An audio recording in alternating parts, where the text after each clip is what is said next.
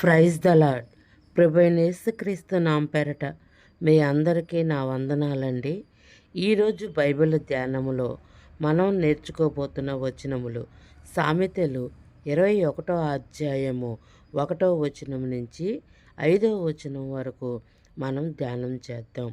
యెహోవా చేతిలో రాజ్య హృదయము నీటి కాలవల వలె నున్నది. ఆయన తన చిత్త వృత్తి చొప్పున దాన్ని త్రిప్పును. ఒకడు తనకేర్పరచుకొనిన మార్గము ఎట్టిదైనను తన దృష్టికది న్యాయముగానే అగుపడును. యెహోవాయే హృదయములను పరిశీలన చేయువాడు. నీతి న్యాయముల అనుసరించి నడుచుకొనుట బలులర్పించుట కంటే యెహోవాకు ఇష్టము. అహంకార దృష్టియు గర్వ హృదయమును భక్తిహీనుల క్షేమమును పాపయుక్తములు. శ్రద్ధగా వారి యోచనలు లాభకరములు. తాళిక్మి లేక పనిచేయు వానికి నష్టమే ప్రాప్తించును.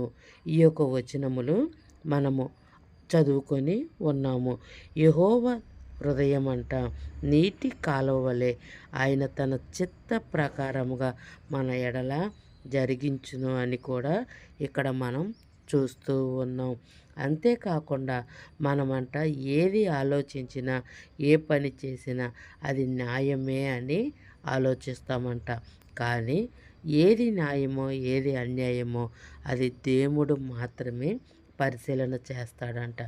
నీతి న్యాయములు అనుసరించి నడుచుకొనుట ఆయనకంట ఎంతో ఇష్టమంట. బలులు అర్పించుట కంటే మాట వినుట శ్రేష్టము అన్న విధముగా ఈ వచనములు మనం చూస్తూ ఉన్నాం. అర్థమైందా ఈ వచనములు దాని భావము? గాడ్ బ్లెస్ యూ పిల్లలు. God bless you.